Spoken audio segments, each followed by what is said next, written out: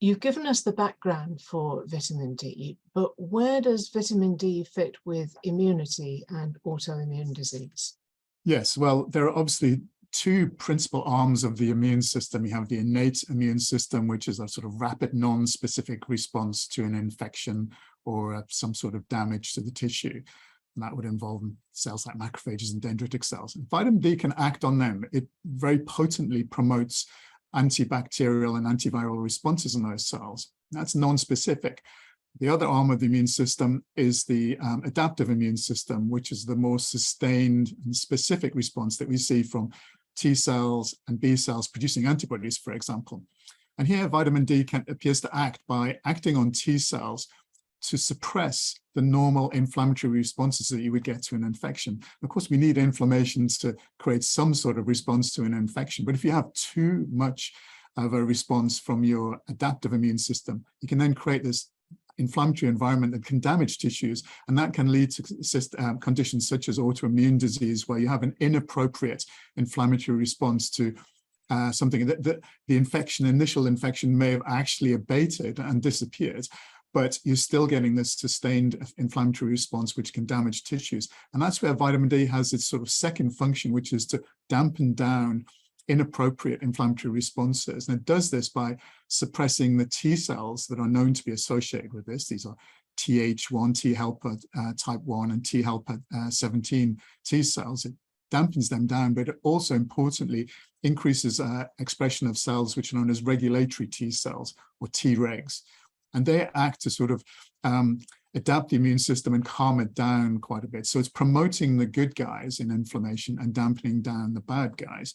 And in this way, vitamin D could be quite an important factor in terms of just generally keeping your inflammation down and potentially protecting against this inappropriate response that can lead to autoimmune disease. So does this mean there is a link between vitamin D deficiency and autoimmune disease? It does suggest mechanistically that there would be a link, that if your vitamin D levels, your 25-hydroxyvitamin D levels were low, it would mean that your macrophages, dendritic cells, and actually we know now that T cells themselves can also activate vitamin D. So all of those cells would have less 25-hydroxyvitamin D to work with and could make less active 1,25-dihydroxyvitamin D. So if you're vitamin D deficient, theoretically, your adaptive immune system, your suppression of inflammation might be less. Now, to date, the evidence for that has really stemmed from what's known as association studies.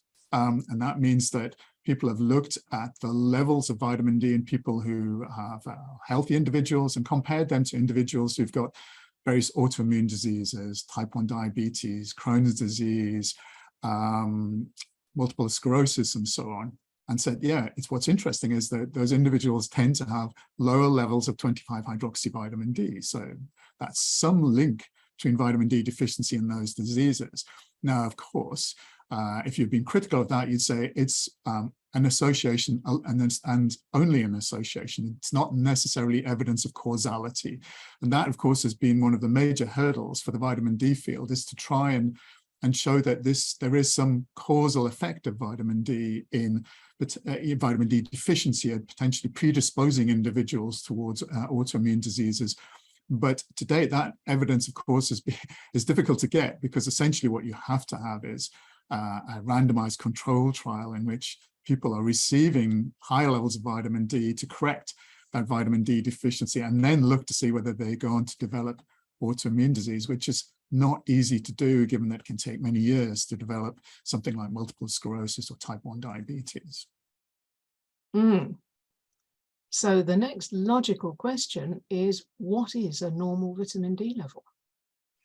That is the $64,000 question. What is normal? What should be the optimal level of vitamin D? Obviously, you're measuring mainly 25-hydroxyvitamin D. And if you're measuring 25-hydroxyvitamin D, it's very difficult to say what would be normal. What we do know is that various organizations have looked at this. And the National Academy of Medicine in North America in 2010, they did a big study to try and determine what would be a normal level of vitamin D. And they based this exclusively around the effects of vitamin D on bone health, on protecting against rickets. And they recommended a level of 50 nanomoles per litre. So one other thing to point out is that you'll often find in the vitamin D world that different units are used. So some people will use nanomoles per litre, and the optimal dose it's often recommended to reach is 50 nanomoles per litre, which is also 20 nanograms per milliliter, which is another way that vitamin D is often referred to as nanograms per milliliter. So that seems a reasonable thing to do. Of course, one of the problems with that is that actually if you use that level as being anything above that is healthy or whatever, anything below that is unhealthy, then most people in the UK would be vitamin D deficient based on those parameters. So in the UK, for example, the Science Advisory Council on Nutrition said that it would be very difficult for most people in the UK to reach that 50 nanomolar level. So we'll do something different, which is to say we'd rather you didn't go below another level, which is they took down to 25 nanomoles per litre, 10 nanograms per ml. And their idea here was simply don't go below that line and try and get above it. And so there, you can see there are already different approaches, different views of how vitamin D should be defined in terms of sufficiency and deficiency. And there are other people, certainly many clinicians in North America, for example, would say, well, look, neither of those two levels are really optimal. You should be aiming for an optimal level, which would be higher, 75 nanomoles per litre, for example. So we have this varying approach to what is considered to be normal for vitamin D. And I really, it's unclear what is the best approach to take. And certainly it's very difficult when you're carrying out randomized control supplementation trials, for example. To give a good example of this would be many trials that are carried out in North America. They have, in general, their baseline levels of vitamin D are much higher than we have in the UK. So you'll often see that the baseline levels there may be as high as 75 nanomoles per litre in the general population. And then those supplementation studies are going higher than that. Whereas in the UK, if you did a similar trial, everybody would be lower. So there is this is one of the areas of great controversy in the vitamin D field, is what level do we try to attain? What is the optimal level we should be aiming for? And I think there are some interesting studies that have just come out recently, which have involved something called Mendelian randomization. Now, without going into too great a detail, what this is a way of saying that there are, as well as sunlight access and various foods, whatever, everybody has a genetic component to their vitamin D levels. And that's, you know, genetic variations in the enzymes that metabolize vitamin D, the proteins that carry it around, and so on. And that genetic component, maybe a small component of the total vitamin D in your body, perhaps 7.5% or something like that. But of course, some people will always be predisposed to having slightly higher vitamin D than others. And if you use this tool on a wide range of people, hundreds of thousands of individuals, you can begin to link that genetic level of vitamin D to diseases and get some idea of the sort of level where you get better health effects.